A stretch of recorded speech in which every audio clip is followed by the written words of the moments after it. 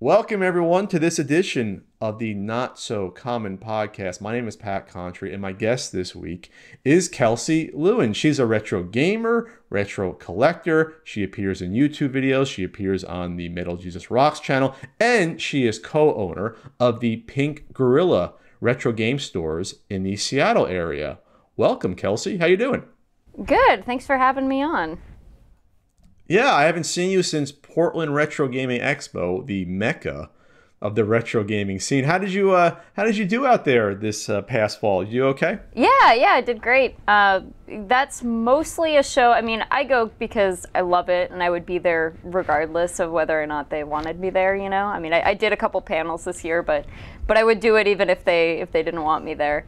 So we had a booth, Oh, sure. But in general, we're mostly there to buy stuff, or at least I am.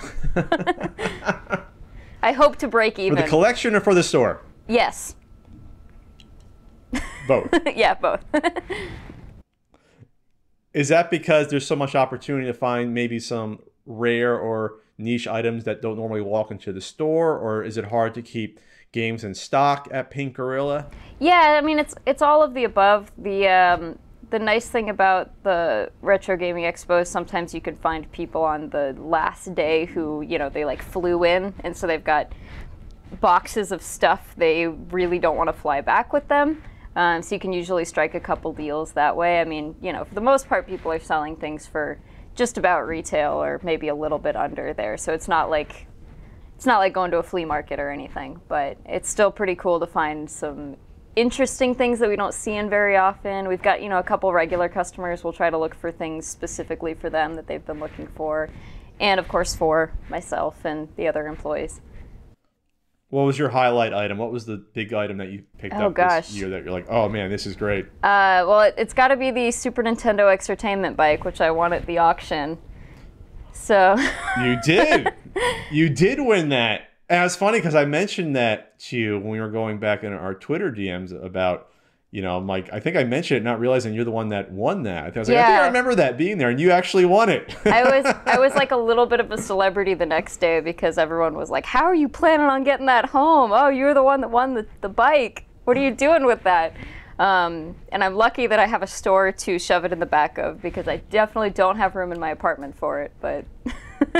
Did you have to take it apart and transport it in the back of a truck? Or? Yeah, so we had a like SUV with us that we had brought, but I mean, even still with all the merchandise we were bringing back, we had to take it apart a little bit. We had to take the seat off of it, and I think that was all we did actually, was just take the seat off of it.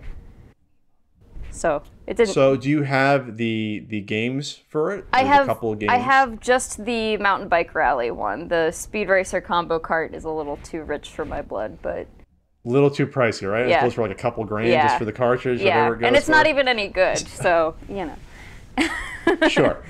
So that's a prime item that gets into the mind of how insane us retro collectors are, right? Because here's a gigantic exercise bike that is esoteric, that no one really owned back then. Probably if you bought it, you used it like 10 times before you realized, I'm not getting a good workout, it's not fun, right? So you see this item, but it is incredibly rare, and you have to have it. You just have to own it. It's like it's in front of you. You're driven to want to bid on this item. And even if you got a pretty good deal, like you even said, I don't know where I can store this item. But now you have a sought-after item. I mean, so when you see something like that, what's the first thing that pops into your head when you see an item like that up for auction? I'm a person who collects, I would say, primarily weird stuff. Like, that's kind of my bread and butter of my collection, is I collect odd things. I've got a Wonder Swan fishing sonar. I've got a blood glucose monitor for the DS. I have all these like crazy things that probably sold incredibly poorly. People don't even know they exist because they're just so weird. I don't even know who they were made for, you know? So every time I see something like that, I mean, it's exciting for me. I like that kind of stuff. It's like, I wouldn't even go after some of that stuff. For example, the Miracle Piano, I've had probably a dozen opportunities to own that in the box, and that's a big, gigantic box for that, the NES / Super Nintendo piano. And it's just so big and bulky. And I'm like, dude, that was sort of like my line where I was like, do I really need the Miracle Piano. I mean, I have the cartridge. Shouldn't that be good enough? But for you, like, this is like not a one-of-a-kind item, but there's very few of these things left out there in its original form. And I have to be kind of choosy because, I mean, like you said, it takes up a lot of room. So I can't just buy everything enormous and rare and weird. I have to be a little bit choosy with it. I think they also had the Wii Exertainment bike for sale at this auction. I think they did. And so I couldn't get both, you know? I couldn't justify having both the Super Nintendo and the Wii one. What was interesting about that auction at Portland was like, that's some of the heavy-hitting spenders of probably the U.S., right, that show up there. There's some, I mean, I only bid on a few things, but there was some cool stuff that went for sale. Like you said, the Wii glucose meter, which, by the way, was cheaper currently, brand new online. You could find it. I was looking at Dane Anderson from Nintendo next to me. I'm like, this is cheaper, right? Then can't you find this? And like I looked on Amazon, you could have bought it cheaper on Amazon. So that's exactly what I did. That was another one that I was bidding on, and I bought it that same weekend, but I didn't buy it at the auction because I was watching it. I had a listing up on eBay on my phone, and I was like, well, I'll bid until it's more expensive than this listing on eBay. And then it went for like twice as much as what it was listed for on eBay. So I'm like, okay, I'll just buy this one. It's that psychology totally. Right, of the auction and the war, and you want to. And to be fair, it seems like a very rare item, and I'm sure that it's one of those things where, you know, if someone like Jason did a YouTube video about it, maybe there's that one guy on eBay or that one guy on Amazon who still has a couple copies of it for pretty cheap, but like those will go, and then all of a sudden there's none left out in the retail world. Yeah, but the first thing that I think of is like, that's made by a major pharmaceutical company, so they made millions of those. That's the true. First thing I thought is like, if that's made by like Merck, they made millions of those. They just pump those out. Yeah, they might have a ton of those still left somewhere. There's got to be new old stock somewhere. I think Dane was telling me that he saw them at his local like CVS or Rite Aid on clearance or something, like in like a bargain. You know what I mean? Just to get rid of them, because how many people even that had some sort of diabetic condition maybe even knew that existed? It's like, who even knows? Yeah, well, and the packaging to me doesn't make it obvious what it is. Like, you have to actually read all of the text on it. There's not like a nice image that shows. It doesn't easily show what it is. So I think. So if you're like a 65-year-old that has diabetes, you come home with this item. Oh, it's just like a glucose meter. Oh, I need a video game system for this. What? And it's like gamified and stuff. I've heard that none of the strips in it, you know, the actual like reader strips, will work anymore. I've heard they're all expired by now, but I'm sure you could just buy more. Oh, sure. So how did you get into retro game collecting? What systems did you originally grow up with? So I'm younger, so the first game thing I ever owned was a Game Boy, and it was my dad's Game Boy. So, I mean, that goes back a ways, but the first actual home console I had was the N64. So, yeah, I'm I'm young. So that's a nice way of saying, Pat, you're old. Okay. So we'll say N64 was your first home console. Yeah. So you are probably easily at least 12 years younger than me. So, okay, I kind of know how old you are. I don't look it, though. Or you don't look it. One of those two.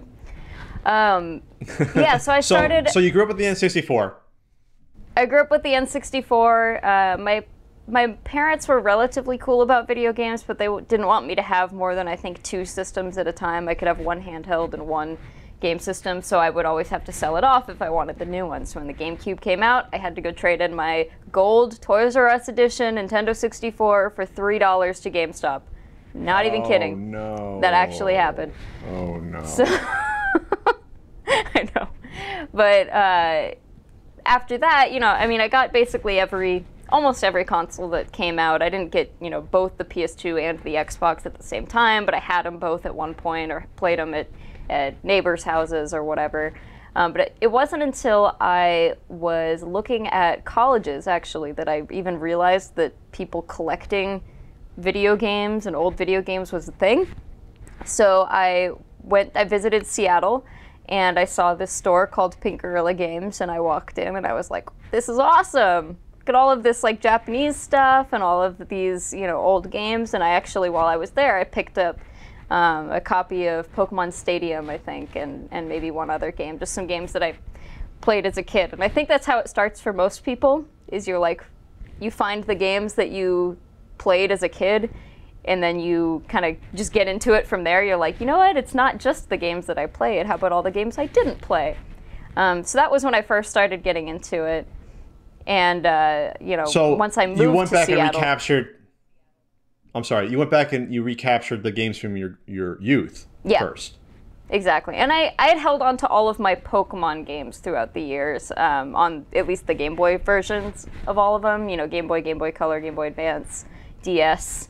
I had been playing those. I never stopped playing games, but they weren't really important for me to hold on to until I realized that that was a thing people do.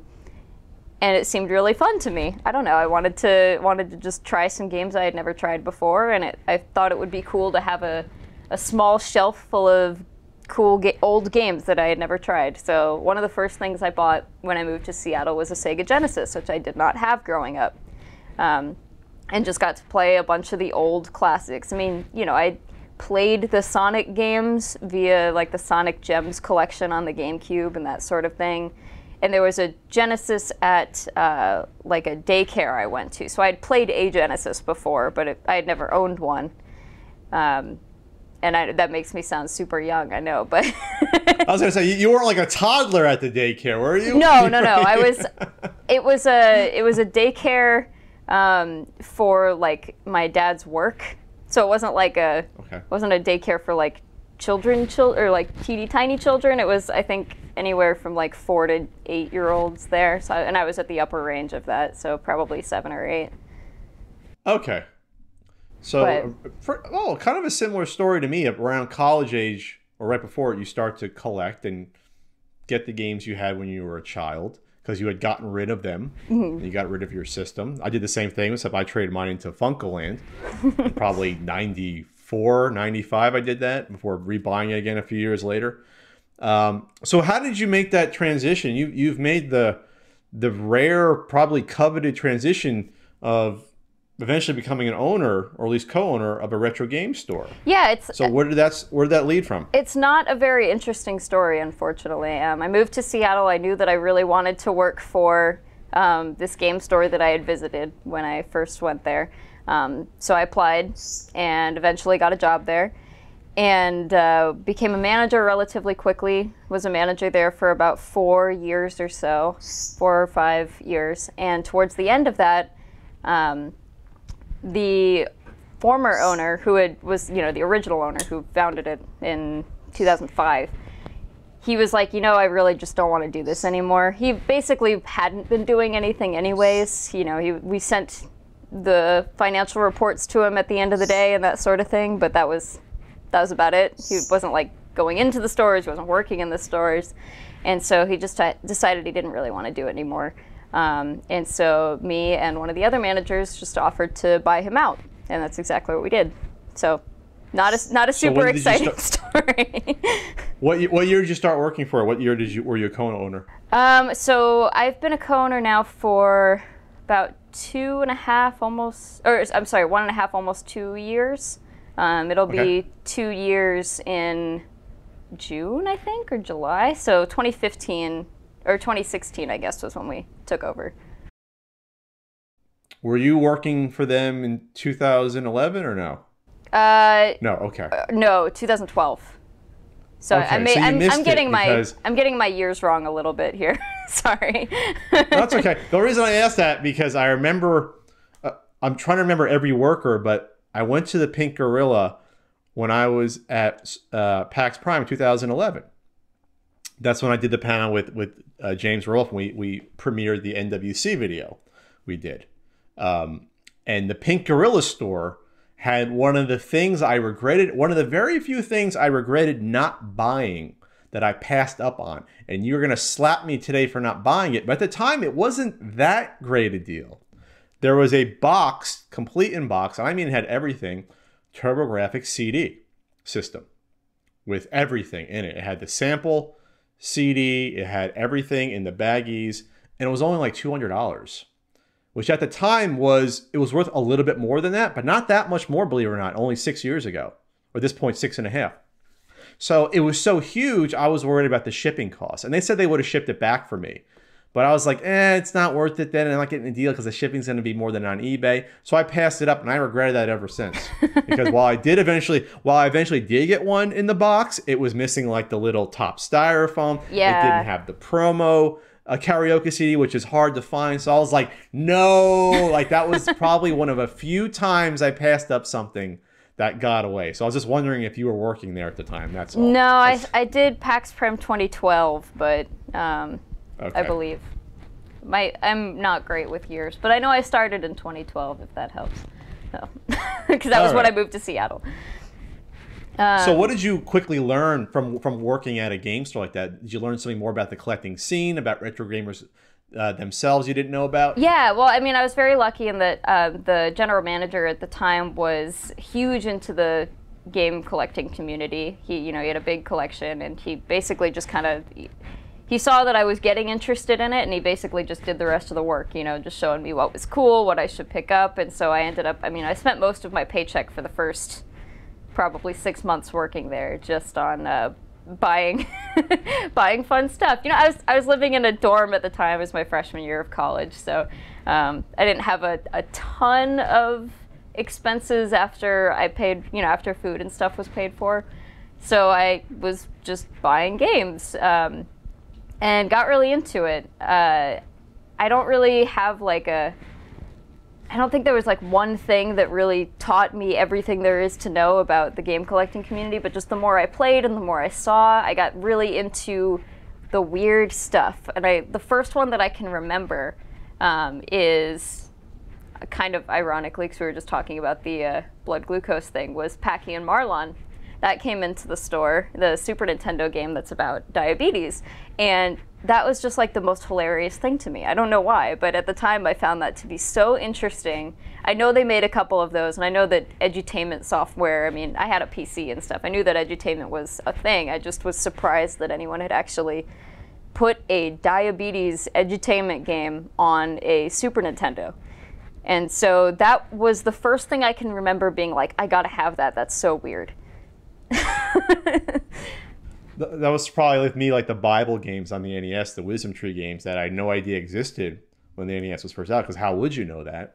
Yeah, once I discovered them, I have to have every single one of those. Yeah, I have to. I went to my Funko Land every other week until I saw that bright blue Bible Adventures game on the shelf, and eventually they got it because that's the most common of those 7 Wisdom Tree games, and they had it, and I was like, oh my god, I found Bible Adventures at a Funko Land. I didn't have to cheat and buy it on eBay. That was a big deal. Because at the time, the game was probably a $3-4 game at Funko Land, or $5. You know what I mean? And it was actually one of the games on their list. That's kind of surprising. There was a different to me, feeling actually. back then. Did Funko Land just take literally everything? I'm surprised that they had the Bible games. That I don't know. I would have to look at. I do have a price newsletter still, or newspaper still, where it has Stave events for only 29 cents. Mm-hmm. But I'm pretty sure they have a chunk of the unlicensed games on there because they would come in.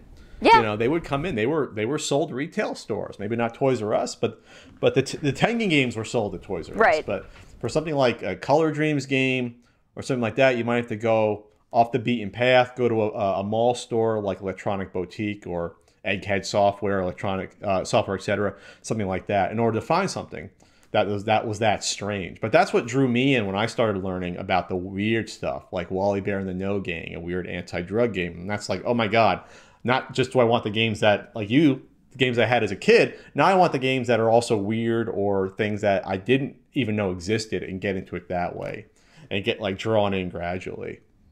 Yeah, that's definitely a big thing for me now. It's just the weird stuff.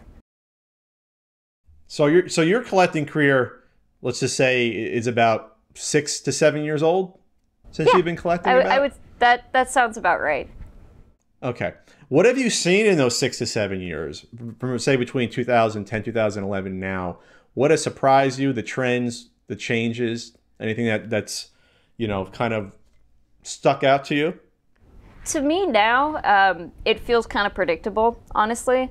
I feel like I know where I know which things are going to go up in general, maybe not specific games necessarily, but I can see where, you know, the trends have gone. We had NES was really expensive for a long time. Now the games, at least the common ones, are starting to settle down a little bit. Super Nintendo is probably about the same way right now, where the common ones are starting to settle a little bit, and we've got N64 on like an all-time high, and GameCube going up, and it just seems like it's a kind of doing the wave through the generations, right? Like whatever people are about 20 in their early 20s to mid 20s right now, what they grew up with, that's what's going to be on the upward swing. And anything that's, you know, like the Wii. So I'm trying to pick up a bunch of Wii and Wii U stuff right now as it's cheap, because that's, you know, if you go purely by that, that's the next upward swing. And it's not because I necessarily want to like resell it or anything. It's just that I know that I would rather pay $20 for the last story now than the $60 I think it's going to be in 5 or 10 years, right? So in theory, then the Wii collecting will get hot like 2024, like that's what, or 2024. Something along those lines. And Wii's a little different because Wii has A, so much shovelware, and B, sold better than all of those other systems. So I think it is going to be a little bit different. But the Wii U is going to be an especially expensive system in the coming decades or so. As long as collecting... You think so just because less people bought it? Yes, as long as collecting is still a thing. You know, a lot of people talk about the bubble bursting completely and just no one feeling into this hobby anymore. And I know that there's some of us who are never going to stop collecting, but, you know, the sort of upsurge in popularity in the game collecting community, as long as that's still a thing, I think Wii U is going to be probably the most expensive Nintendo console to collect for. But even if they still have brand new old stock sitting everywhere, and that, you know, well, they never they will have some games, but I mean, there's already some Wii U games that are over $100 that are just trash. I mean, things like the Croods and Hello Kitty Racing and stuff. Those are over $100. They're shovelware, right? But there's just so few copies of them out there. Well, the Wii U library isn't that big, right? What's the Wii U library at? I'm not sure, but it can't be. Let me could check not it. have reached 1,000. 745. So unlike the Wii, this is probably a little bit more. If you wanted to be a completionist, 745 isn't as bad, right, than what the Wii had. That's so actually maybe for some that people, actually like, seems like, high. Oh. To me, that's surprising. I don't think I've ever seen more than 100 Wii U games in the same place before. Let's see. Well, that would include all territories, though, too.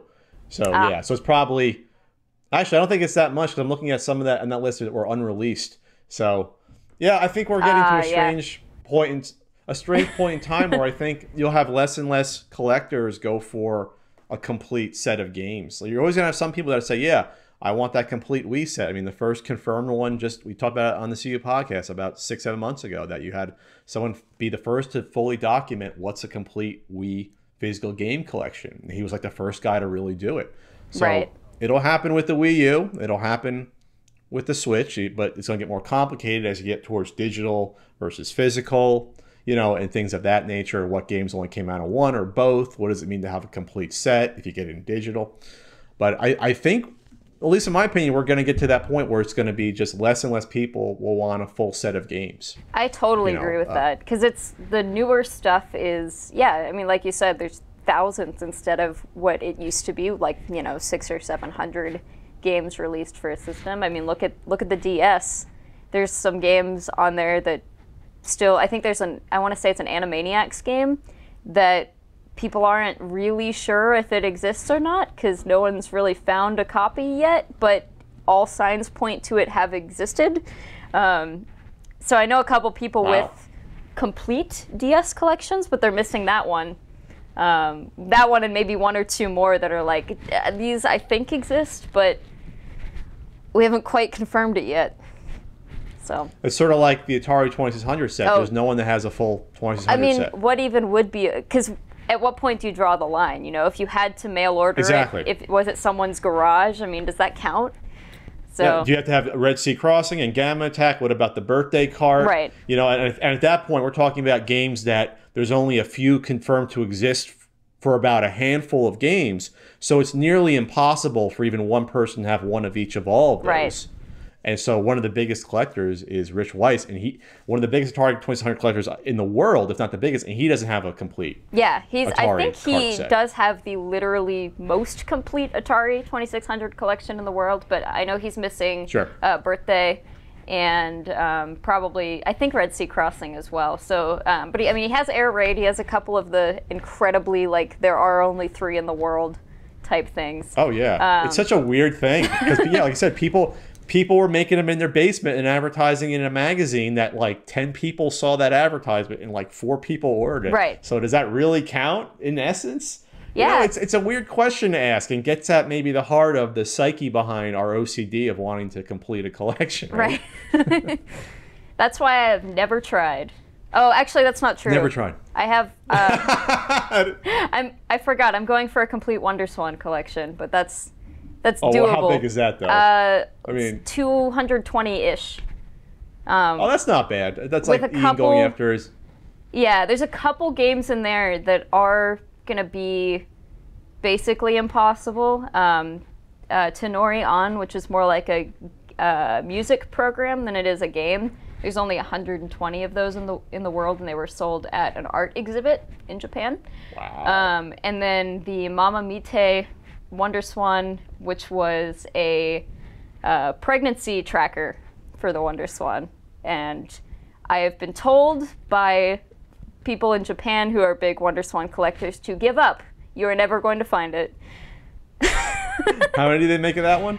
No one knows, but there have been like no a few found, and most of the ones that have been found are like yellowed and like really gross. So one level above a guy making Atari games in his garage in 1983. Yeah. One level above that. Yeah, they were apparently sold in like, I guess Japan has pregnancy stores. I don't think we have those here. Like stores that are specifically for, you know, it's got all the things you would need throughout being pregnant. Not just stuff for the baby, but pregnancy. Yeah. So I mean, like, I don't even know what you would find there. I guess like vitamins, prenatal vitamins, and swaddling blankets, apparel and clothes. And like, yeah. You know, that sort of thing. So I guess that's where they were sold. That's what I've been told. There's very, very little information about it online. So. Do you see there being more? I made the argument with Ian before that. I think he kind of agrees that Nintendo consoles in and of themselves have a quote-unquote more collectability and will going forward than, say, someone trying to get a whole PS2 collection or Xbox 360 because of the exclusivity of those primary games that everyone knows and loves, first-party games. And the fact that, you know, Nintendo's sort of like the Disney of video games, so that's always going to have that special appeal. Yeah, absolutely. I mean, we had a complete original Xbox collection in the store at one point. Someone traded in every single game, all 800 or 900. I can't remember the exact number anymore. Wow. But yeah, every original Xbox game that was released in the States, as well as, they didn't have Metal Wolf Chaos, but they had a couple of the Japanese exclusives.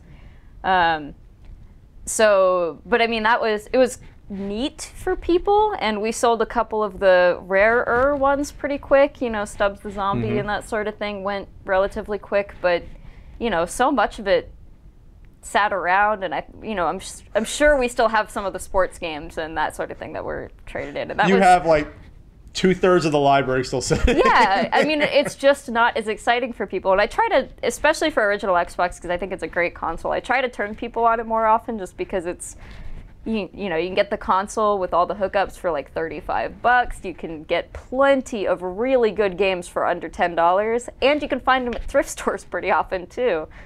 You know, much more so. They give away flea markets. Yeah. I mean, $1 each for Xbox games. Like they can't get rid of them. If you go to something like the Portland Retro Gaming Expo, you'll see a lot of booths that have their PS2 and their original Xbox sections, with, you know, with the exception of just a couple of the actually rare, sought-after ones. They'll just be like, you know, pick any 3 for $10 or whatever. Pick any, you know, 4 for $10, $1 each, whatever. So even at retro game collecting shows, it's still really cheap. So I always encourage people, if they want to just build a collection pretty quickly, I'm like, start with those consoles. There's like actually good games for them, plenty of them, and they're cheap. Along those lines, do you see there being people eventually wanting to collect, for example, like the PS2 has like 2,500 games? Anyone that would try to do a complete PS2 set, or just say, oh, I want to collect subsections, maybe get all of the RPGs or all these certain games? Do you see there being a love for like a console like the PS2 itself versus just the titles that appeared on it? Yeah, I see. I mean, there's a ton of people I know who collect just the PS2 RPGs. In fact, I'm one of them. Well, not just, but I have almost all of the PS2 RPGs, or all the PS2 horror games, or all the PS2 fighting games, or something like that, because those are genres that the PS2 is very strong in, right? But I haven't seen a lot of people going for a complete PS2 collection. And, you know, one, because it's really daunting. Like you said, 2,500-ish games. It seems nearly impossible. Plenty of those games are, like, bad and just uncommon, too. I mean, things like, you know, some of the old or newer sports games on them, like Madden 11 came out on the PS2. And it's like $12, but why would you want Madden 11 on the PS2? for most people, right? So, although I've seen a couple people go for it, I mean, yeah, it's certainly not a console that a lot of people are trying to collect everything for. They still made, let's see, the last game was FIFA 14, is that right? So there was a 2013 PS2 game. I think That's that was incredible. Just in Brazil, if I recall correctly. Yeah, it's a daunting library, and the collectability to me, something like that, is down for a few reasons. One, we're talking about a massive amount of sports games, just a massive amount in general. When you talk about that, there's like 14 different FIFA games. Have fun. There's, you know, twice as many baseball games because you have more than one company making it.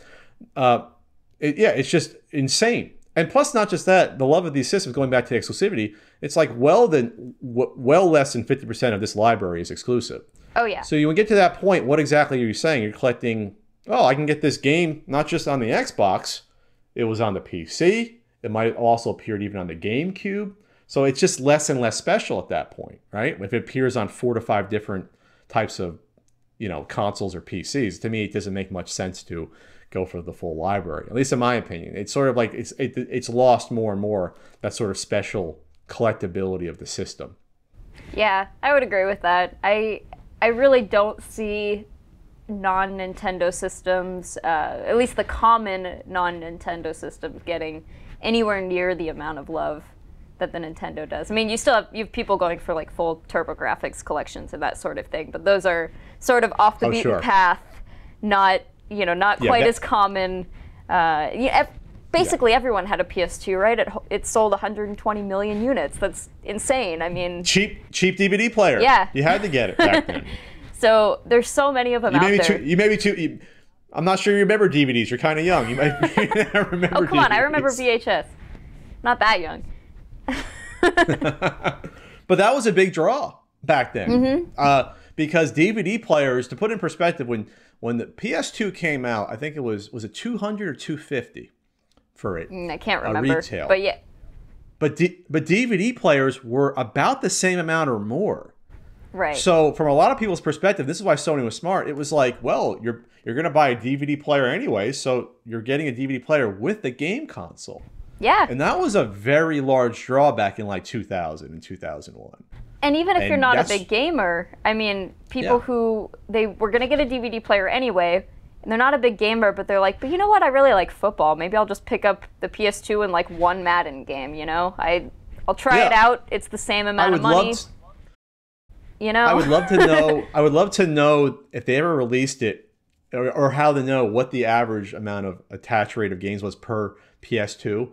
I can almost guarantee you that like there were so many, maybe like 20% of those 120 million people bought like 1 or 2 games and just kept it as a DVD player, and they were satisfied with it. I mean, me personally, I think I own maybe 2 or 3 games. I got it primarily as a DVD player. Really? And I got one of those weird online deals where it's like, oh, do these like, it was one of those things that existed 15, 16 years ago in like internet barely 2.0, where it's like, oh, try all these trial offers, and at the end, if you complete them all, you can get a free PS2, or you get it for only $40. I actually did one of those. And it was not a scam, and it didn't steal your credit card info? As far as I know, didn't. Young, plucky college Pat did not get his credit card stolen. But you had to like go through and do all the cancellations of like one of them was like sending you basically speed or amphetamine, just like, oh, this is a weight loss thing, sign up and get a free bottle, but you got to cancel within 30 days or we'll send you another one for $20. So you had to go and cancel like 8 different things. But the PlayStation 2 did come, it did arrive. And I remember buying one of the SmackDown games. I bought like 2 of the SmackDown versus Raw games, like 2003 or something, 2004. Here Comes the Pain, one of the most famous ones in the franchise, like the second or third one they made. And they were great games, but I remember saying, it's like, yeah, this is great just to have a DVD player, because not like I had a lot of cash when I was like 20 years old. Yeah. 21, that I can blow on just a $200 DVD player by itself. And even if the interface was clunky to play DVDs, they sold that remote separately, you know, and that was all you needed in order to navigate it. So now we're going off on the PlayStation memories. When the video game years comes back, video game years 2000, we'll talk about how that was a big one. But how did you get into, speaking of video game years, how did you get into the online video creation aspect of what you love? So it started out just me and the other owner of Pink Gorilla. We started doing a podcast together. We just decided, you know, we're constantly talking about all of this stuff. I mean, it's the same way everyone starts a podcast, right? Oh, we're always talking about this. We should just record it and put it on the internet. So that's sure. Basically exactly what we did. And we argue a lot, like in a good-natured way, but we argue a lot. So we decided we'd do something where we're just arguing 2 different sides of an issue. And that's not really what the podcast is anymore, but that's sort of what it began as. I think the first one we did was, are toys to life here to stay, or is it just a passing fad?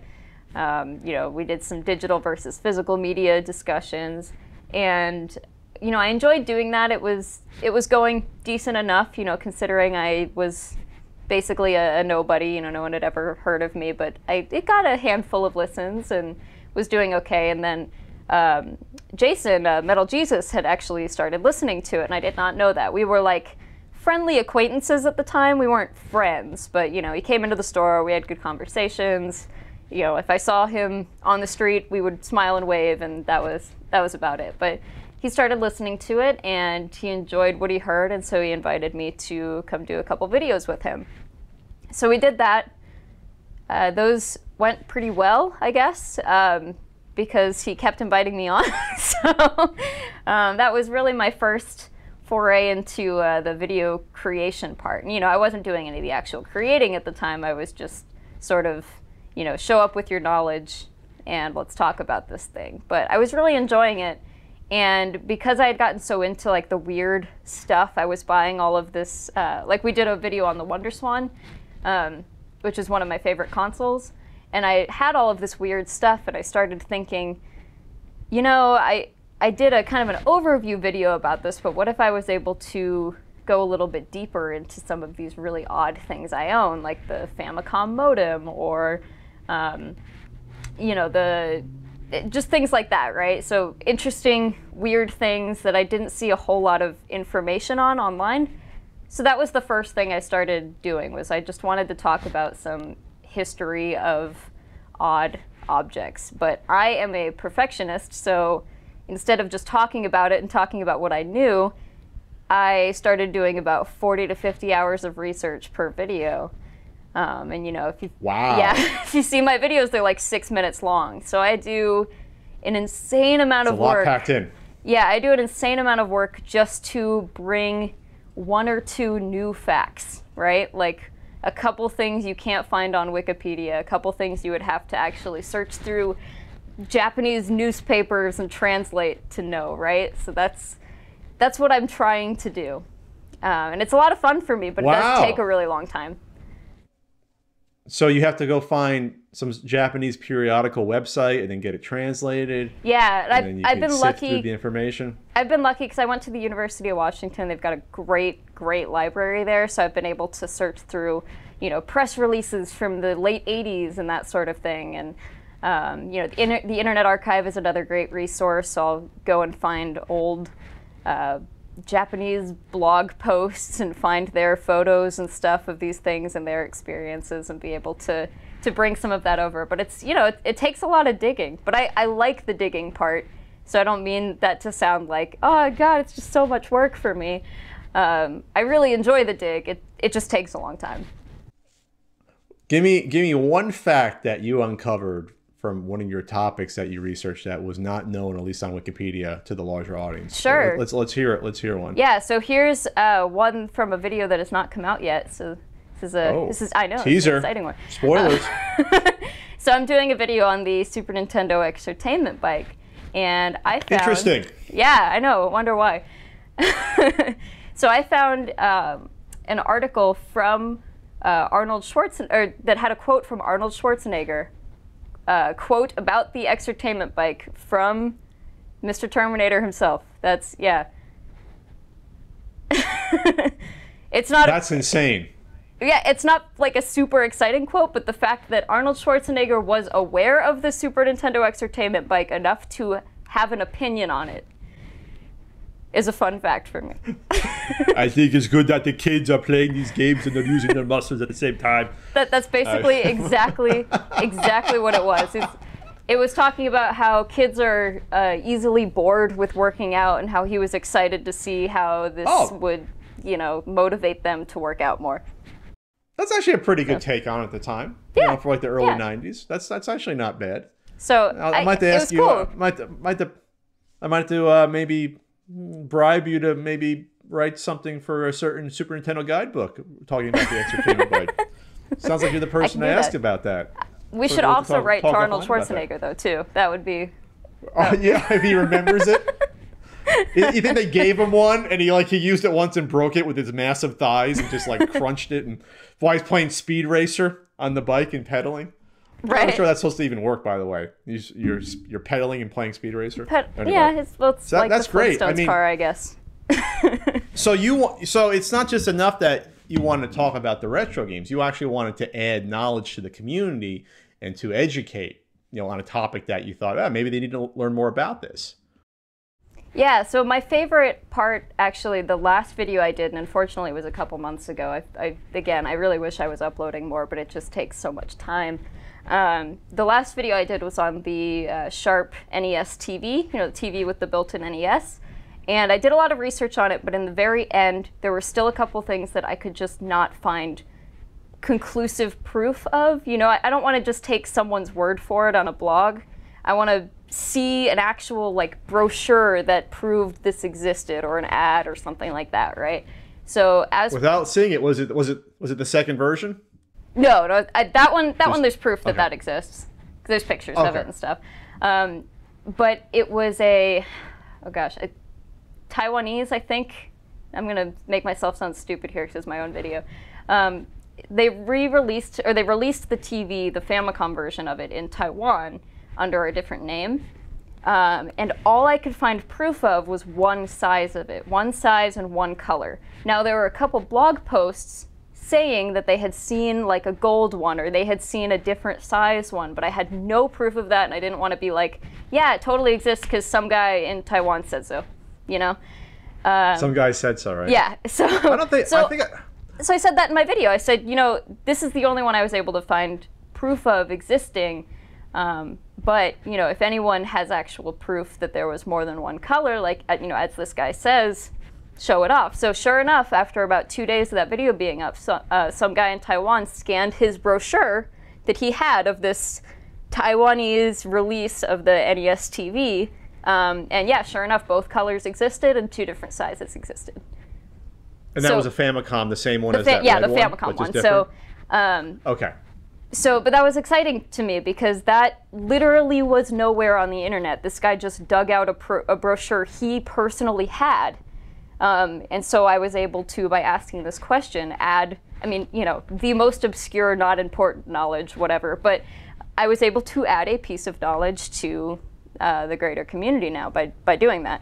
So that was like really encouraging for me, and I want to keep doing that and asking questions that haven't been conclusively answered to see if somebody just has it laying around. right?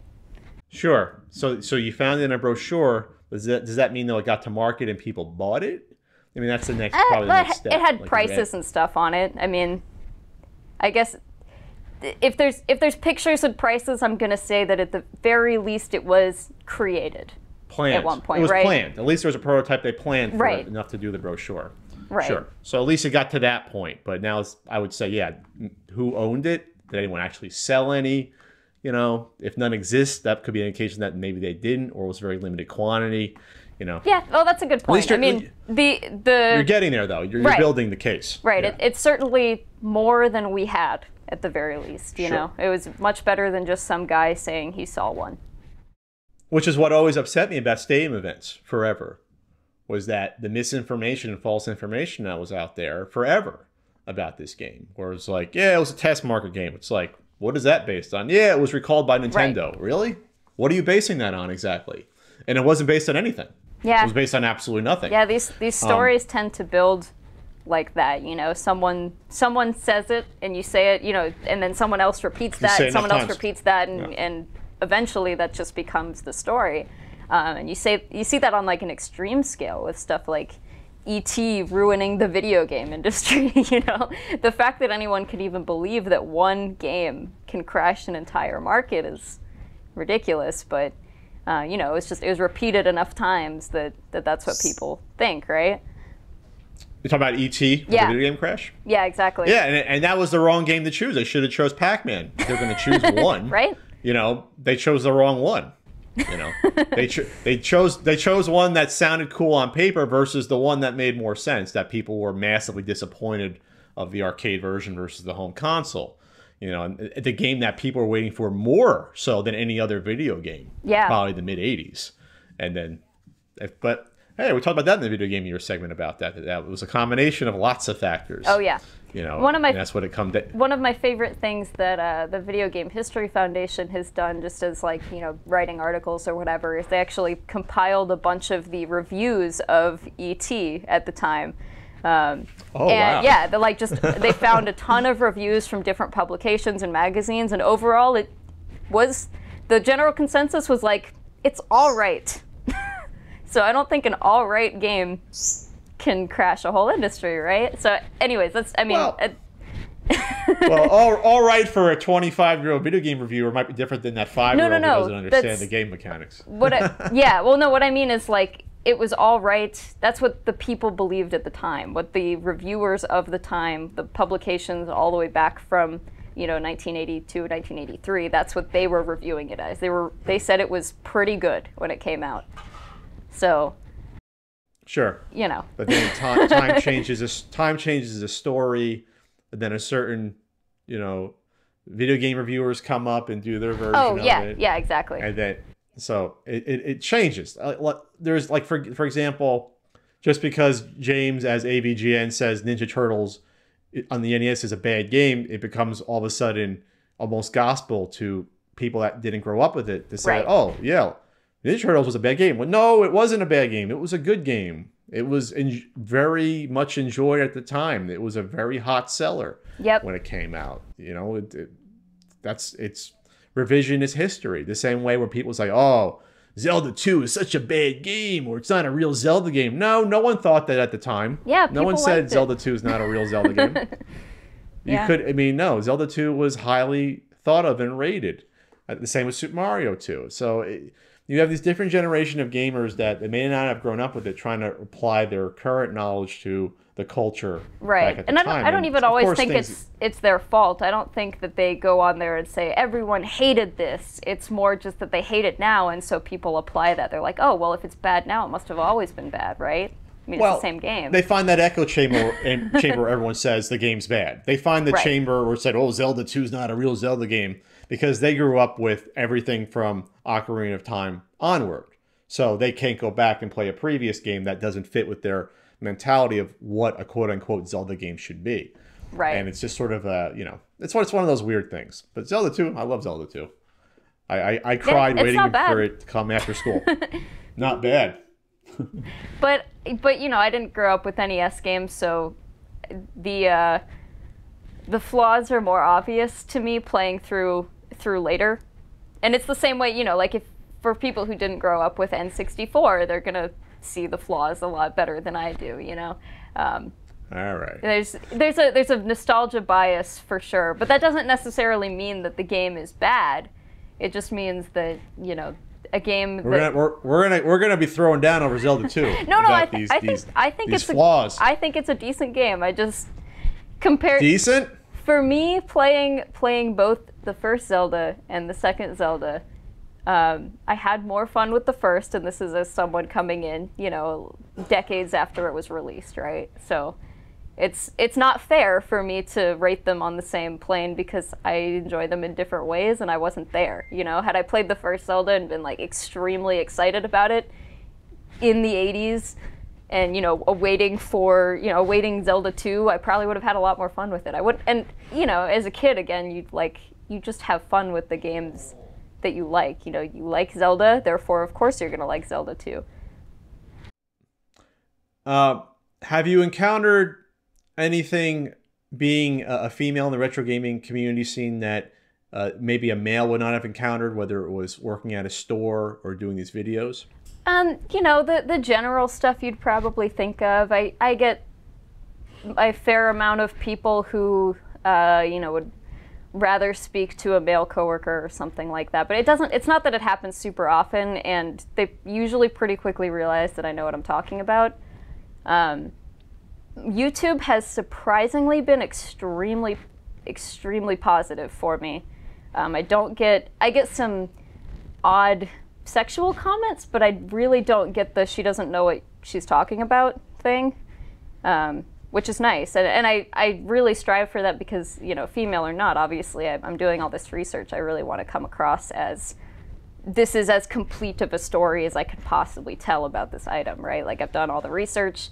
I'm now getting to the point, I wasn't doing this in my early videos and I really regret it, but I'm now getting to the point where I'm trying to actually source my, you know, like cite my sources and list where I found a lot of this stuff. Now, some of it's going to be blocked off. You know, access to it is limited because I had to use like a university library to get access to some of these things. You know, press releases or articles from the 1980s or something. Not everyone can access that for free. But I try to cite it anyways so that, you know, if you ever wanted to go inside a library and get access to that sort of thing, you could. And check me. No one knows how to use a library anymore. I always say I was one of the last generations that had to do research pre-internet and then kind of use the internet for a little bit. But yeah, it's interesting. Do you see the range of behavior and reaction towards a female retro gamer being different in person versus on Twitch or on YouTube, or is it the same sort of range of some nastiness? Some, you know, most people are cool, but there's some people that are a little bit, you know, on the fringe, we'll just say. Yeah, it's hard to say nowadays because I mean, the last couple of years, people have recognized me from doing stuff either on my own channel or on the Metal Jesus channel. So I don't. So you built your street cred up, so that they're like, okay, she's cool. She's one of us. I think no one really sees me as like random female retro gamer now. I'm like a, you know, they know who I am in these like niche communities. Of course, I'm no celebrity, but in the niche community of retro game collecting, for the most part, I haven't run into it a whole lot anymore. But I can't recall a time. You know, I would love to like be able to play the victim card, but I wouldn't love to play the victim card, but I can't really. I mean, no. I haven't had a ton of negative experiences. The only negative experiences I have are like exactly what you would expect. You just have someone who it doesn't matter who you are or what you look like. They just decided many years ago that you can't know what you're talking about because you're a female. But it's, sure, you know, they're the minority for sure. Yeah, I think we're at a slightly different place now where I think in the retro gaming community, there's been less of an overall, maybe I'm being naive, less of an overall boys club mentality versus the modern gaming scene in general, maybe.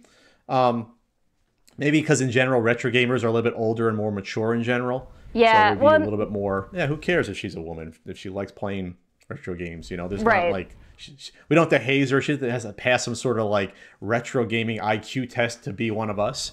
You know, it doesn't matter. Right. You know? I mean, that's what happened though when we got 8-Bit Alley on. the video game years because we didn't know because let's be honest, there's not that many female retro gamers compared to male. No, there's not. And so when you when you go to YouTube, gamers, there's very few in general. Yeah, when it's regular gamers, it's a much more close split. But in the retro game community, yeah, there's really very, very few of us. Yeah, so when we got Allie on Video Game Years, and she's fantastic. She's funny and witty, and she knows what she's talking about. You got the reactions where, oh, you just have her on because she's a woman, or you just want to have her on, for this and that. And it's like, it doesn't hurt that she's a woman. We'd rather not just have all men on, but she actually knows what she's talking about. And she's funny. I guess I get that occasionally. Some people accuse Jason of, which is so odd to me. They say that he uses me for clickbait. But that's so odd to me because I appear in all of the videos, so it's not clickbait, and B, I'm usually talking more than he is.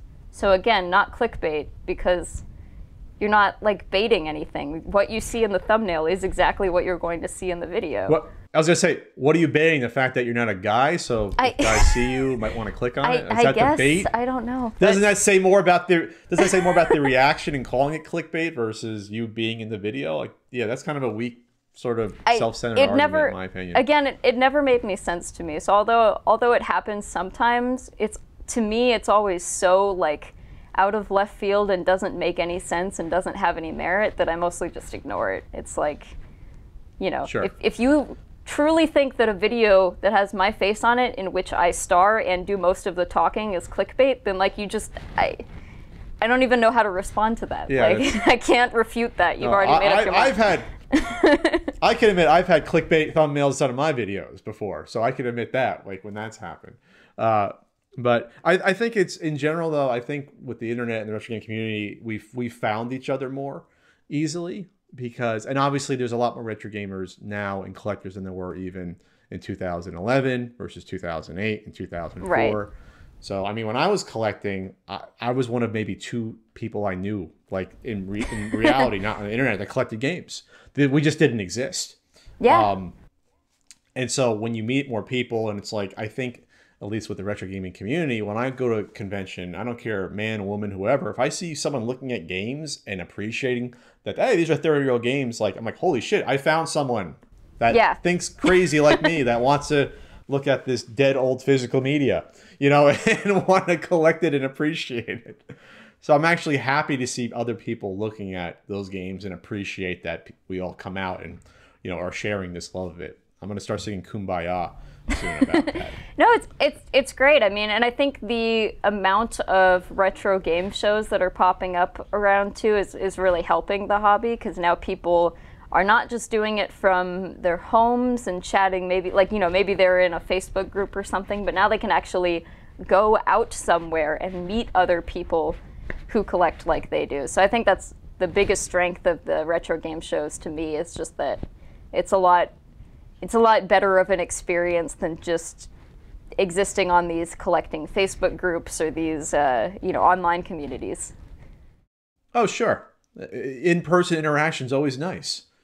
It's always good to sit down. Like, for example, Segue, like we did at Retro Gaming Expo with Frank Cifaldi to talk about, where the future of retro game collecting might be going in physical media. And that was a very interesting conversation. We didn't always agree 100%, but, it's good to, I think, address that, not elephant in the room, but, where exactly, and I'll just ask you, where the future of the retro gaming scene will be in 15 years or so, or 20 years, and what will retro game stores look like? And will there be as many that exist? And to me, those are very interesting questions for a lot of different reasons. Yeah, I agree. It's hard to say just because, it's naive to say that everything is going to last forever, but we do have a really nice community of people who, even though some people get out, it seems like they always kind of come back in a little bit. So maybe there'll be less people collecting full sets. Maybe there'll be more people shedding kind of the bulk, and the price of the common games will go down a little bit. But I would be really surprised to see that even after 15 years that this hobby has gone away completely, because it's been growing since 1999, really. I mean, when there was like World of Atari and the earliest gaming expos or retro gaming quote unquote expos. It's, you know, it's only grown exponentially from there. So I think as for game stores, it's going to be important for them to diversify a little bit, because I don't think that, you know, right now we do great selling a bunch of common games and not common popular games, like even common, you know, unpopular games, things like Silent Service on the NES and all that. Like those still sell, and I think they're. I love Silent Service. Actually, it's a good game once you learn how to play. I think there may be a point eventually where those won't pay the bills anymore. You know, those won't be able to move quite so much. So being able to offer other things to your customers is going to be important. I mean, you know, we sell like trading cards, Magic and Pokemon and that sort of thing, and even something like that is gonna help out the overall health of retro game stores, you know. Sure, sort of following the same trend of GameStop. We walk into a modern GameStop, less and less of it's actually video games, where you have a lot of Think Geek items, because they're owned by the same parent company. You have T-shirts, you have the little Mega Man 8-bit pixel figure sitting there. You have the Star Wars lamps and stuff. You know what I mean? Like, you have to diversify. It's a celebration of geek culture. In this case, I always talk about how something like the Retro Gaming Expo will transform gradually into more of a celebration of the culture of retro gaming, not necessarily just collecting physical media that existed 20 and 30 years ago. It'll be, oh, well, I love Super Mario Brothers, and I love Legend of Zelda. I love arcades. And that's what it becomes. It's sort of a gradual shift. As children grow older, they'll at least love the culture, if not the physical media of a 30-year-old console, which is just as important. It's more important to love the art behind, I think, those games and what it means culturally. Oh, yeah, and I think that's where we're headed. I mean, yeah. Yeah, I mean, being able to... Go ahead. Sorry, go ahead.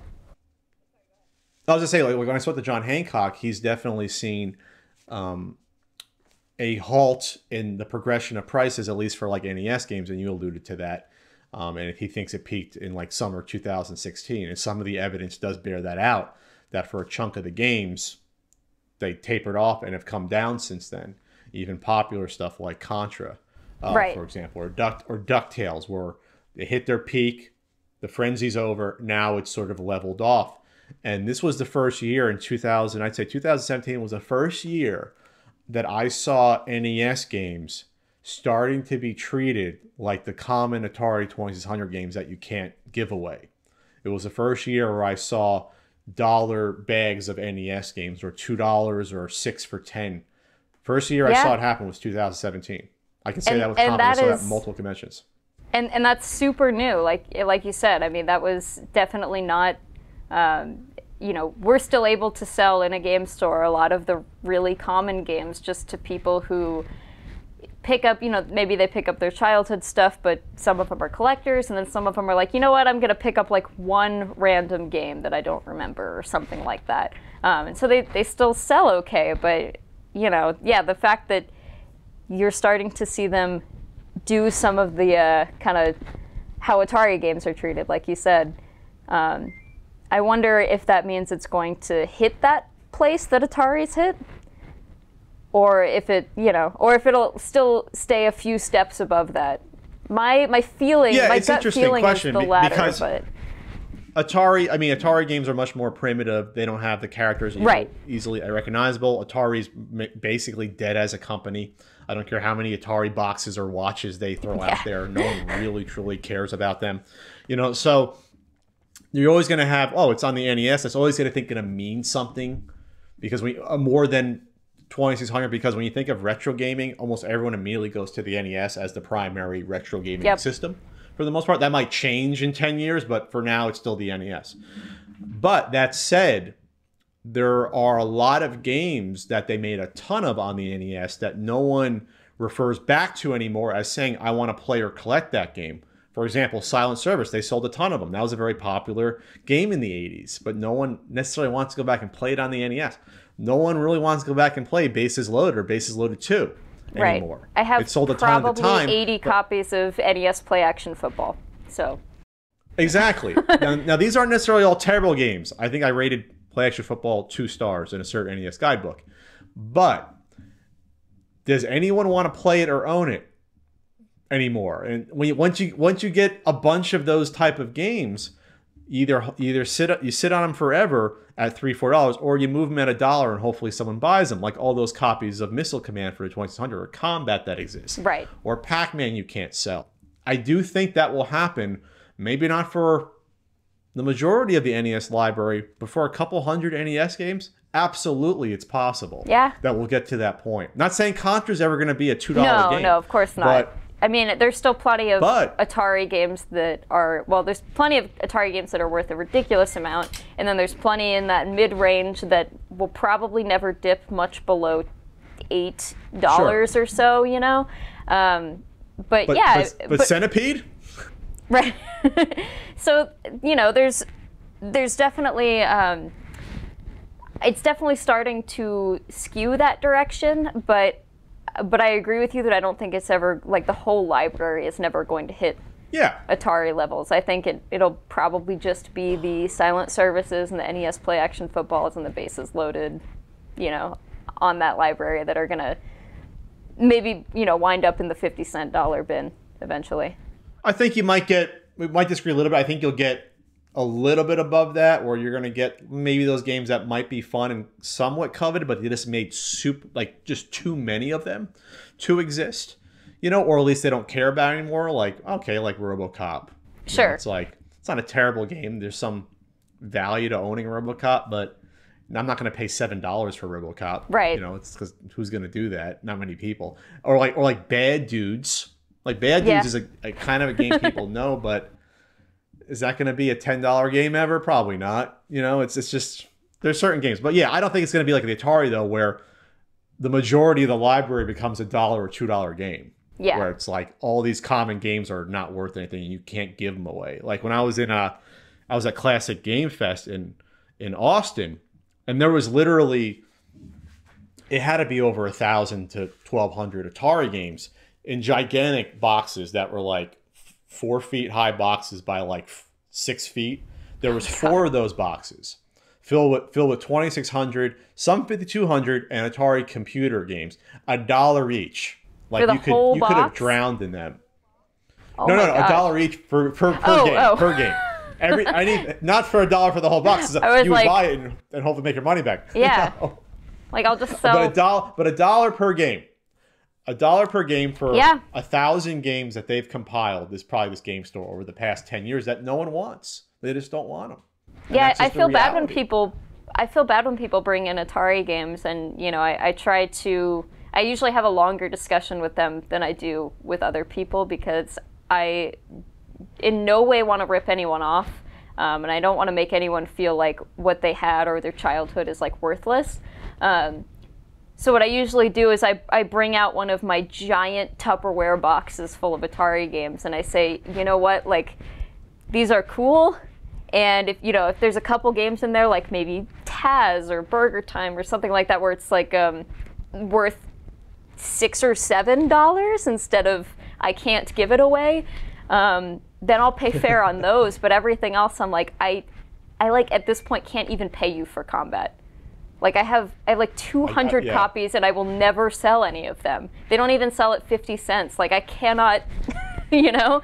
You don't need Atari Circus. You have enough of those. Yeah. Right? Or so there's Backgammon, or was Backgammon one of those? Yeah. So and for things that I have less than 5 copies of, I will totally still pay for them and stuff. It's just, you know, for stuff like Combat, I'm at the point where I can't justify spending really anything on them anymore. And so I tell them, like, hey, you are under no obligation to, like, you know, please by all means try to go find someone who will pay good money for these. I just, you know, here is what I have. Here's what I haven't been able to move for years and years. So I can't, I'm sorry, you know. But I hope they both will understand and just start yelling at you. Like, how dare you? 99% of the time it goes well and they understand.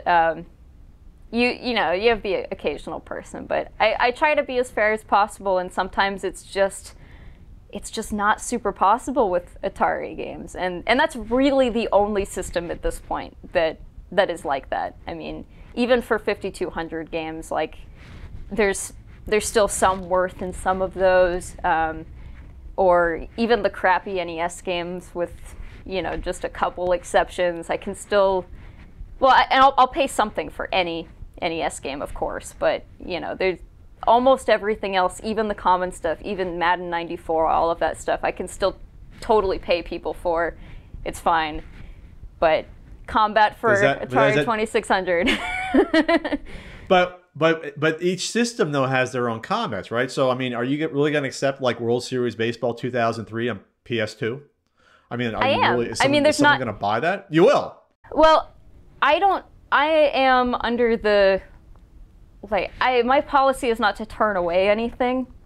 Okay. But I do try to tell people, if they come in and they think that what they have is worth a lot of money and it turns out it's a stack of sports PS2 games, although I will still buy it from them, I, again, try to give them the same, like, hey, you know, I sell these for $1 and they never sell type thing. You know, so like, just don't expect to be getting rich off of this. I'm still going to give you something for it. I'm not going to just hand you a paper clip and expect you to walk away, but you know, it's going to be like Funkoland. Funkoland, they give you 10 cents for a Mario Duck Hunt in like the mid to late 90s. Yeah, I mean, I'm definitely a lot better about that, because at least Mario's still popular. Like, yes, do I have 30 copies of it? Yes, but that's okay because people still buy it, you know. So I can certainly still afford to pay people, you know, $4 or $5 for it, because it's something that still sells. And maybe I'll be wrong, and you know, one of these days, like you're saying, that'll be one of the can't give it away games. But I just kind of doubt it, because it's Mario and people are always going to want Mario for something, you know.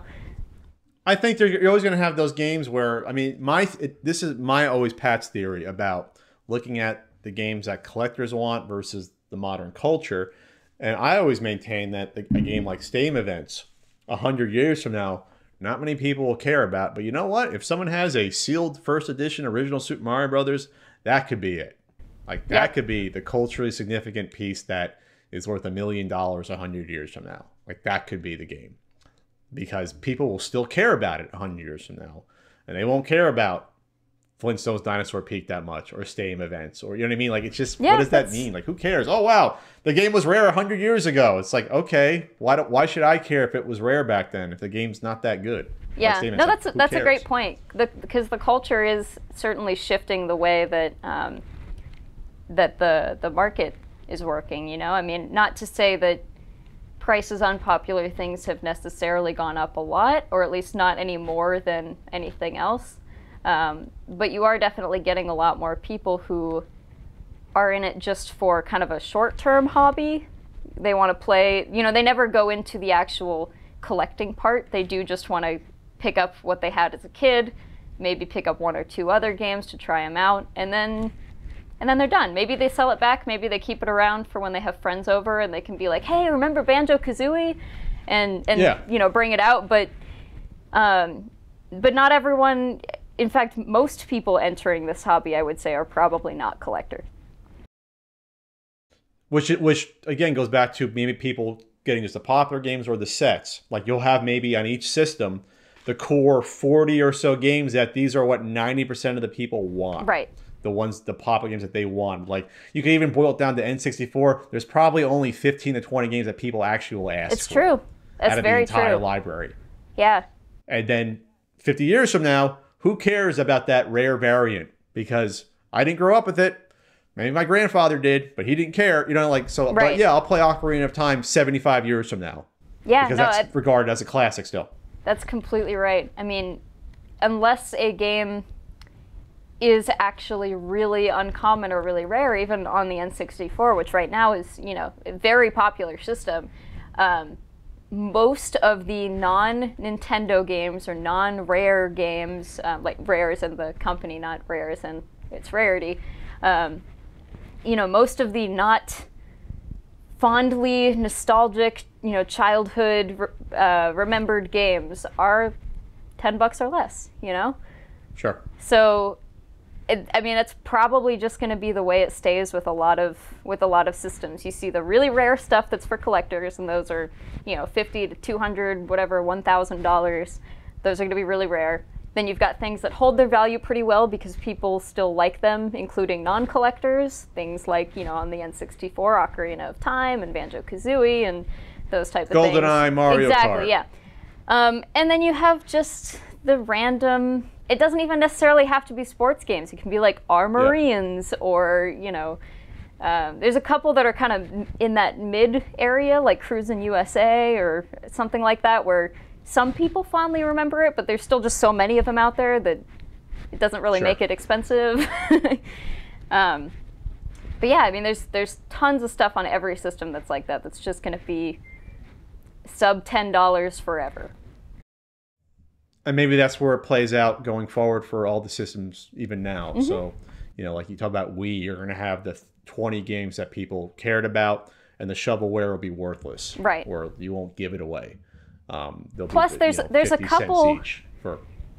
And there's a couple like rare shovelware things that as long as there are still collectors, those games might still have some value. But they might care about them, sure. If you have a Wii collector 20 years from now trying to complete a set, they're going to search those out, so those might maintain the value, but you're going to have 80% of the games just drop out. Absolutely. Because it's going to be like, well, who's really searching out after the shovelware that they produced 1 billion of them? Where if I go to the swap meet next week, you still find like sometimes boxes of shovelware new, like because they just made so many of it. Anyone put the game out. It was almost like the Atari 2600 with the Crash, where hey, you make a game for the Wii to make money, put out that cheap game. Yep. That's almost how it was. Didn't cause a crash, that's a good point. It just that's crashed, a good point, actually. Kind of crashed the Wii U a bit. Yeah. So are you excited? Speaking of... Oh, no. Go ahead. I was going to say, are you excited by this resurgence of Nintendo with the Switch? Oh, absolutely. Like most people, I don't want to call myself like a Nintendo fanboy or anything, but I certainly grew up with Nintendo and... like everyone, have fond memories of Nintendo games. So, of course, I'm going to be excited that they're still doing well into 2018. But the Switch is a console, for me personally, that feels like it was built for me. It feels like it was built... I know, like all Nintendo stuff, it's for everybody. It's for all ages.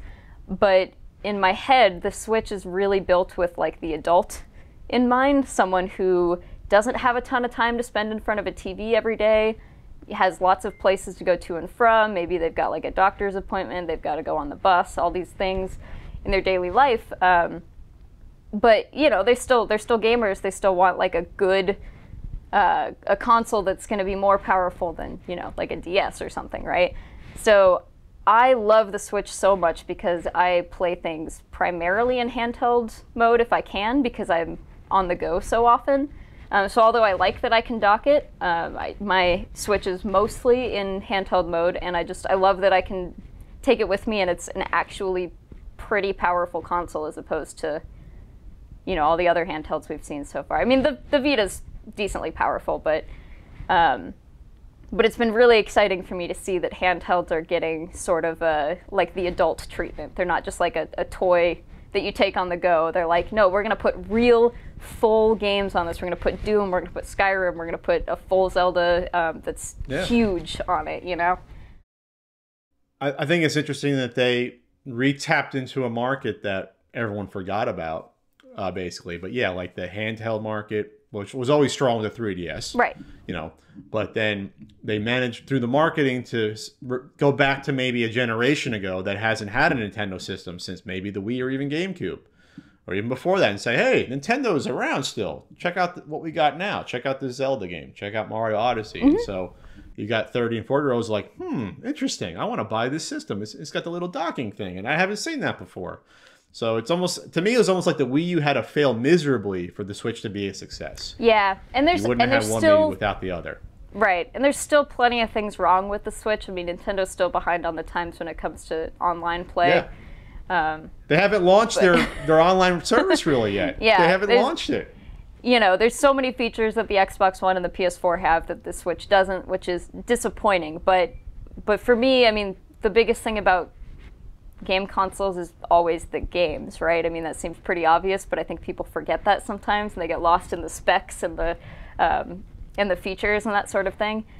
But, you know, games are really what's the most important draw for most people getting a console. So the fact that they're bringing these sort of adult, not necessarily adult as in like, you know, rated M games, but games that really feel like they can be enjoyed by, you know, the same way that you're enjoying games on an Xbox One or a PS4. These really long, complete games. They don't necessarily have like, I mean, I play a lot of JRPGs, but, you know, you can fit the anime graphics and that sort of thing on a 3DS, but something more intense, graphically intense than that, something a little bit more, adult is the word I keep using, but I don't know if that's the right word, but it seems like it's kind of grown up a little bit with the Switch. Oh, sure. That makes sense.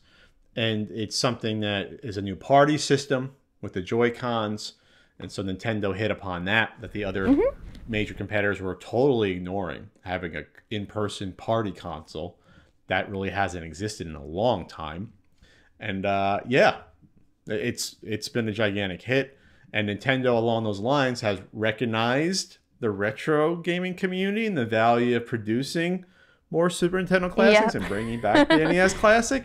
And then also offering an online sort of Netflix service with when they eventually roll it out on the Switch. So they're learning more quickly than I thought they ever would have, and actually correcting errors, which is good news for us.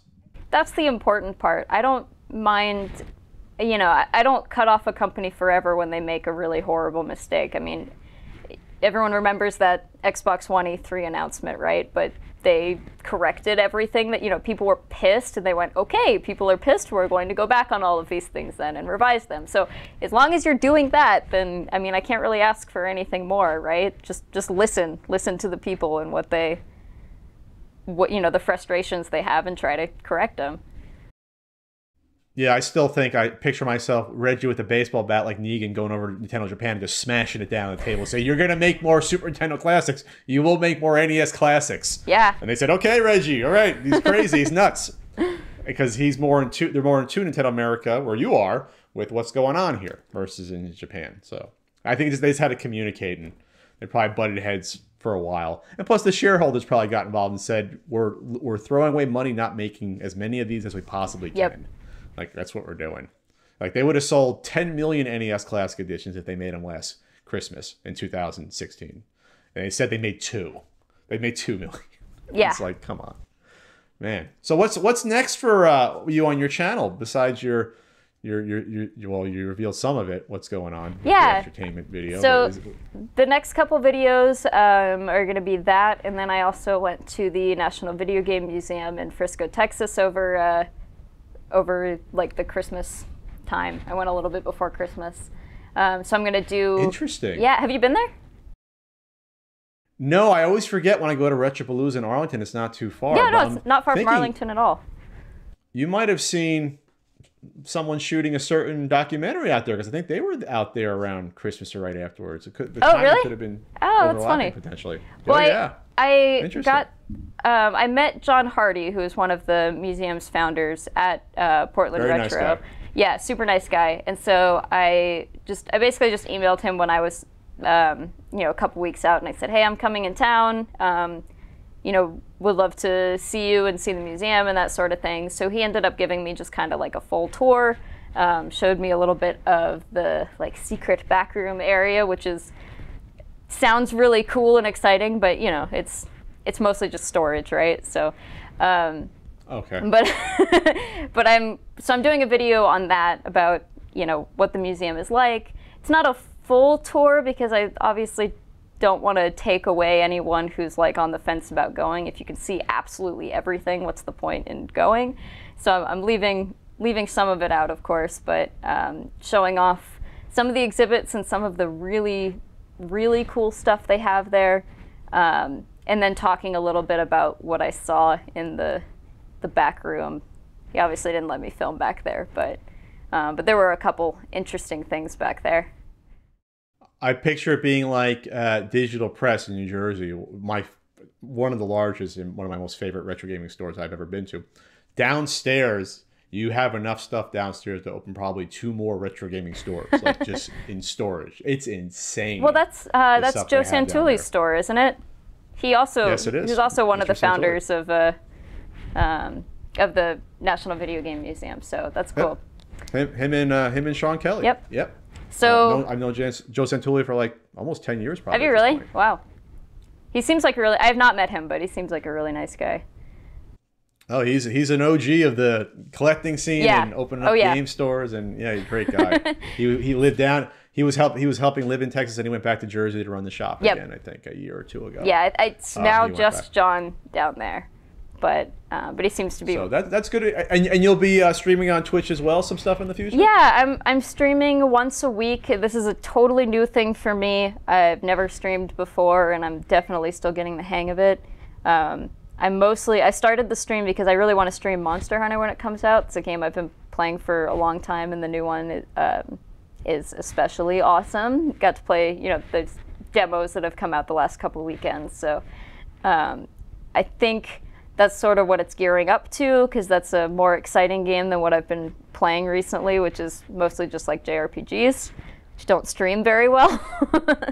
But so once a week streaming, it may increase eventually, but the reason I got into streaming was because I know my YouTube channel doesn't put out videos very often. So I want to make sure I still have something I'm doing that people can engage with, so I'm not just someone who pops up every month or 2 with one video. Is that the future? You think that's the future, where even if you have someone like me on YouTube that, like the Stay Events video will come out, something like that can only come out once every 2 to 3 months because of all the time that goes into it. So while that's going on, you just go to Twitch and hang out and play games. And people can see your face. And I know you've had Norm on the gaming historian on your podcast here, and I think that's sort of what he does, because his videos also, similarly take a very long time to research and write and produce. And I know he streams now too, and I'm not sure if that was his motivation for doing it or not, but I would imagine it seems likely, right? Like, for someone who can't put out a video every single week or twice a week, that it's just another way to make sure that you're putting your face out there and getting probably a little bit of extra income too. I have not made a whole lot of money on Twitch yet, but I've gotten a handful of donations, and I'm thankful for that. So it was something, right? Something to motivate me to continue going. It's also a good excuse to play games for fun. I mean, I'm used to, in my line of work and for working on these books, like it's fun, but it's still work. Right. So at least with Twitch, I mean, there's a lot of people treat it as a job, but at least you're playing games for fun, and you have an audience there. They're in the chat, they're having fun. So it actually appeals to me a lot more than I originally thought about it even a couple years ago, where I was like, for example, I was always kind of down in general on Let's Play videos, uploaded to YouTube, because to me, the value of those there wasn't like, to me, an inherent value of that. But with Twitch, where it's a live performance and people are hanging out, that at least means something to me. And that's something I always liked doing, going back to all these NES marathons we do once a year. I actually like playing these games. It's just, maybe you make it more of a regular part of your life. You build a community that way off of YouTube, and the Twitch community, by and large, is far more positive, at least in my estimation and knowledge, than the YouTube community. They can be a little nasty on YouTube sometimes, as you might know. Yeah, I've only had positive. I mean, again, I've only streamed twice, but so far it's been nothing but positive. So, knock on wood, but it seems to be going well so far. Well, great. Where can people find you on Twitch and on YouTube? So I wish I had kept it all the branding consistent, but it's a little bit different. So my YouTube is just Kelsey Lewin. So it's youtube.com/Kelsey Lewin, or you can just search my name. On Twitch, I am twitch.tv/Tentacles. So it's like the word tentacles, but Kels, like my name. Okay. And then on Twitter, I'm at Kels Lewin, so similar to my YouTube channel. Branding's all over the place, unfortunately. I wish I had been a little bit more consistent. I'll put a link or two down there. People will find it. And of course, you are running the awesome Pink Gorilla games in 2 locations in the Seattle area. So if you're around there, you know, check out Pink Gorilla. They're good people. And a certain NES guidebook is there for sale. It is. Too, and so I work like 5 days a week. So sometimes people are surprised to see me there. I'm like, no, this is my job. I do have to be here. So that's how you make that money, so you can buy those weird esoteric exercise Super Nintendo bikes. I mean, otherwise, you can't do that. well, Kelsey, it was great talking with you. I hope to see you again at a convention or two this year. And yeah, I'll keep up with your work online. Awesome. Thanks so much for having me on. And that's it for this edition of the Not So Common podcast. Thanks again to Kelsey for speaking to me this week. If you enjoyed the podcast, please subscribe on YouTube or on your podcast platform of choice, whether it's Stitcher, iTunes, Google Play, Podbean, or whatever you use to listen to them. You can like the podcast, leave a comment to help give it a boost, and also feel free to share your experience on social media. Follow me at Pat the NES Punk on Twitter. And also, I have a Patreon if you want to help directly support me in my work. It's patreon.com/PatContry. Thanks, and I'll see you next time.